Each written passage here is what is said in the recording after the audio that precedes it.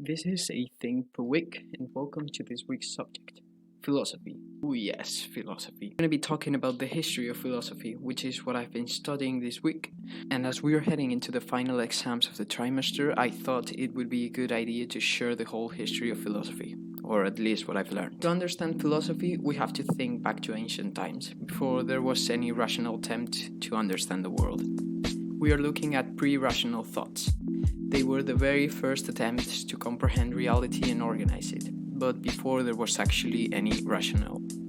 They were mainly myths, fabulous narrations which do not attempt to be historically accurate, that try to give symbolic explanations to reality. They might explain the origin of the universe, Earth, the human being, or evil. Myths in very different cultures can have similar structures. Examples of myths might be the idea of Moses crossing the Red Sea, or the Christian conception of Jesus. These myths would often be put to practice in acts called rite, examples of which are the Jewish Passover, which is based on the myth of the Exodus, or the Eucharist, which reminds us of the myth of the Last Supper. As society turns less religious, the religious character of their beliefs might be lost, but new rites may arise, such as graduations in our modern day. The main characteristics of myths would be their non-critic view of how someone has gotten to that conclusion, them not having any real evidence, being very anthropomorphic, which means that they give human characteristics to the aspects of nature, and being emotionally compromised. The gods and goddesses have emotions which will affect human life, and also the other way around, making human behavior have an impact on their emotion, making for little changes in attitude.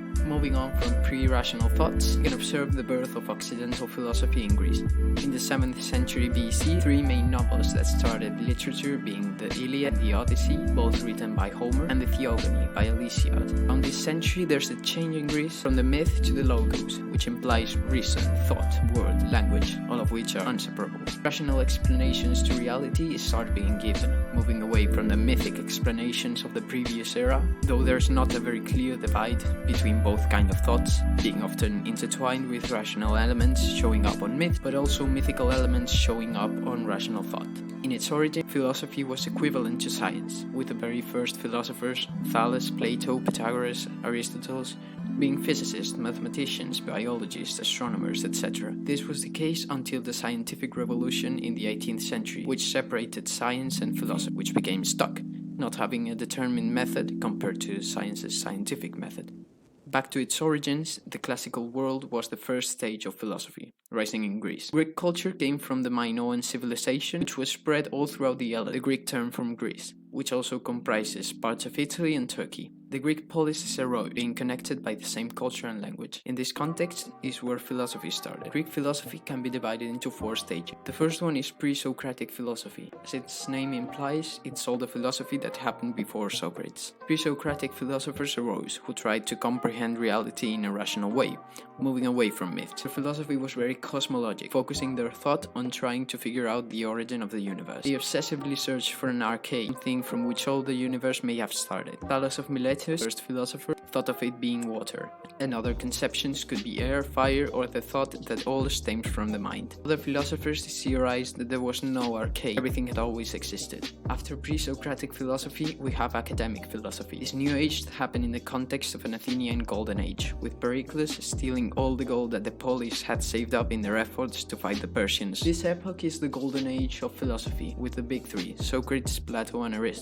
Academic philosophy mainly focused on questions surrounding the human being. The sense of life, how to live, or how to be happy were some of their concerns. Although Plato and Aristotle had also some cosmological elements to them. After this golden age in philosophy, Greece was conquered by Alexander the Great and his Macedonian Empire, who were considered foreigners. There was a decadence in philosophy, and in its third stage, it fragmented into different schools of thought, which mainly focused on finding happiness. Examples of these schools of thought were Epicureanism, Stoicism, Skepticism, or Zionism. After this era of decadence, in its final stage of the classical world, Roman philosophy was practically non-existent, due to its society being one of warriors and engineers. Stoicism, however, did find its place in the empire, with philosophers such as Marcus Aurelius.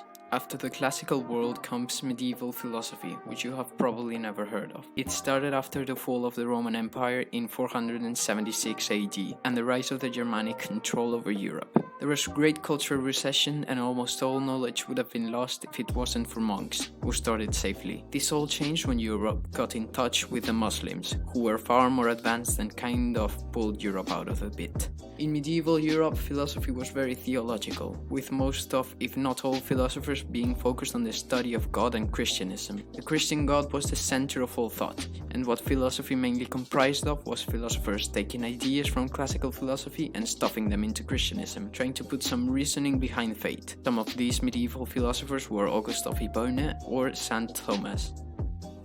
After the fall of Constantinople, a bunch of the philosophers living there thought, I don't want to be killed, and fled to northern Italy. The Renaissance started. Humanists, very intellectual people such as Da Vinci, diffused knowledge, and the scientific revolution started. Science became more experimental and drifted away from philosophy, which became stuck in epistemology, the branch of philosophy that studies knowledge. There were main ideologies such as rationalism, stating the dominance of intellectual knowledge over sensible knowledge, or empiricism, stating the complete opposite, and whatever the fuck Kant was doing, trying to combine the two of them. Contemporary philosophy starts around the 18th century, after the French Revolution. It started off being almost incomprehensible, which made some philosophers very opposed to that. Philosophy broke down into many branches again, such as positivism, which expressed its thoughts in a very simple manner, or historical materialism, Marxist philosophy, which defended that history had just been a fight between the oppressors and the oppressed, and introduced the idea of communism, which we all know how that ended up. After that, the 19th century was a stage of transition. Self-perception of the human being was substantially changed after Darwin's theory of evolution. There was a particularly important school of thought, fatalism, by Nietzsche, who criticized the whole Occidental tradition and culture, saying that it negated life with its values. He proposed to create new values that reaffirmed life. Also introduced the idea of the superhuman, which was adopted in another different ideology, and the idea of God being dead. All of this leads us into the 20th century, which again had another revolution in terms of human self-perception by Freud. This century was a very convulsive one, with existentialism in its first half reflected on the meaning of life and liberty being very pessimist, a representation of the historical context that was being lived all around the world. In its second half, we have neo-positivism, which proposed the philosophy of language, with having it be mathematized. And that's it, a brief summary of the history of philosophy. Hope you enjoyed the video, found it somewhat informative. If you did so, then a like to the channel and a subscription would be greatly appreciated, and I hope you have a great day.